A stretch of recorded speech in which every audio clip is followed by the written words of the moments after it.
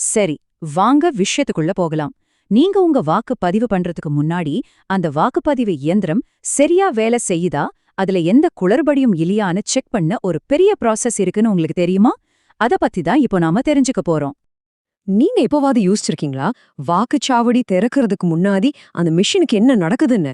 அதுக்கு பேருதாங்க மாக் போல், அதாவது மாதிரி வாக்குப்பதிவு. இது ஒரு வெளிப்படையான, கட்டாயமான டெஸ்ட். எதுக்குன்னா, இந்த முழு தேர்தல் மேலயும் மக்களுக்கு ஒரு நம்பிக்கை வரணும் இல்லையா? அதுக்காக தான். அப்போ இது எப்ப நடக்கும்?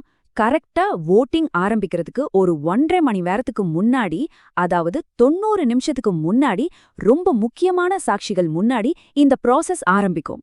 இந்த முழு விஷயத்தையும் தேர்தல் அதிகாரிகள் பாப்பாங்க.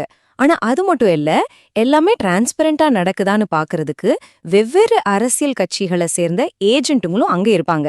அவங்க முன்னாடி தான் எல்லாமே நடக்கும். இதுல ஃபர்ஸ்ட் ஸ்டெப் என்ன தெரியுமா? ரொம்ப முக்கியமானது. அங்க இருக்கிற எல்லா கட்சி ஏஜென்ட் முன்னாடியும் இந்த மஷீன்ல ஒரு ஓட்டு கூட இல்ல, இது எக்தம் காலி, ஜீரோல இருக்குன்னு நிரூபிக்கணும். ஆமா, ஒவ்வொரு மெஷினும் 0 ஓட்டுல இருந்து தான் ஆரம்பிக்கணும். இது ரொம்ப ரொம்ப முக்கியம். இதத்தான் அதிகாரிகள் முதல்ல செஞ்சு காட்டுவாங்க. சோ இது எப்படி பண்ணுவாங்க? முதல்ல அந்த பேலட் யூனிட், கண்ட்ரோல் யூனிட், அப்புறம் விவிபிஏடி இந்த மூணையும் கனெக்ட் பண்ணுவாங்க. அப்புறம் கண்ட்ரோல் யூனிட்ல இருக்க டோட்டல் பட்டனை அழுத்துவாங்க. அப்போ அதுல 0ன்னு காட்டும். இதை எல்லா ஏஜென்ட் கிட்டயும் காட்டுவாங்க. அது மட்டும் இல்ல, அந்த விவிபிஏடி பாக்ஸ்லயும் எந்த பேப்பர் ஸ்லிப்பும் இல்லாம காலியா இருக்குதான்னு செக் பண்ணுவாங்க. ஓகே, இப்ப மிஷின் காலியா இருக்குன்னு எல்லாருக்கும் தெரிஞ்சிருச்சு. அடுத்தது என்ன? இப்பதான் உண்மையான டெஸ்ட் ஆரம்பிக்குது. டெஸ்ட் ஓட்டு போட்டு மிஷினை சோதிக்க போறாங்க. ஆமா, இந்த டெஸ்டுக்காக குறைஞ்சது 50 ஓட்டாவது போடணும். அப்பதான் மிஷின் சரியா வேலை செய்தான்னு முழுசா உறுதிப்படுத்த முடியும். இந்த டெஸ்ட் ஓட்டிங்குக்கு சில ரூல்ஸ் இருக்கு. மொத்தம் குறைஞ்சது 50 ஓட்டு போடணும். ரெண்டாவது, அந்த பேலட் மிஷின்ல இருக்கிற எல்லா வேட்பாளருக்கும் ஓட்டு போடணும். ஆமா, எல்லாருக்கும். அதுல நோட்டாவும் அடங்கும்.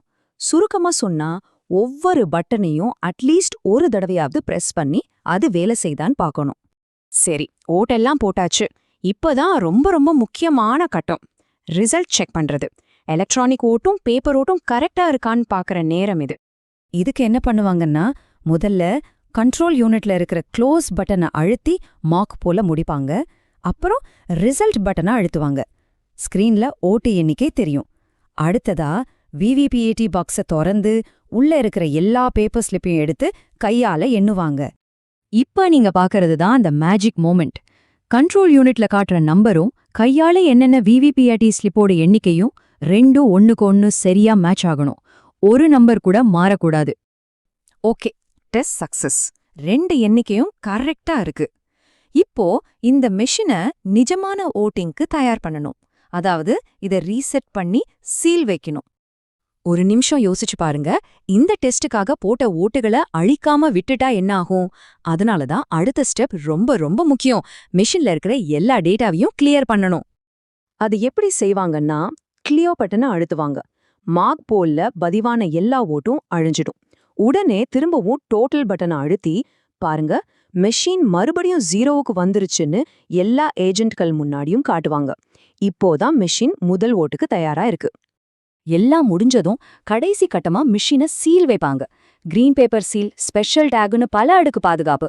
அப்புறம் அங்க இருக்கிற எல்லா கட்சி ஏஜென்ட்டுகளும் ஆமா, எங்க கண்ணு முன்னாடி தான் இந்த ப்ராசஸ் கரெக்டா நடந்துச்சுன்னு சொல்லி வாக்குச்சாவடி டைரி, மார்க் போல் சர்டிபிகேட் எல்லாத்துலயும் கையெழுத்து போடுவாங்க. பாத்தீங்களா, இந்த மொத்த ப்ராசஸும் எதுக்குன்னா ஒவ்வொரு ஓட்டோட நம்பகத்தன்மையும் பாதுகாக்கத்தான். இது வெறும் டெக்னிக்கல் விஷயம் இல்ல, தேர்தலை நேர்மையா நடத்த வடிவமைக்கப்பட்ட ஒரு பக்காவான சிஸ்டம். இப்போ இந்த முழு ப்ராசஸையும் நீங்க பாத்தீங்க இல்லையா? உங்க ஒரே ஒரு ஓட்டோட சக்தியை பாதுகாக்க எவ்வளவு விஷயங்கள் நடக்குதுன்னு இப்போ உங்களுக்கு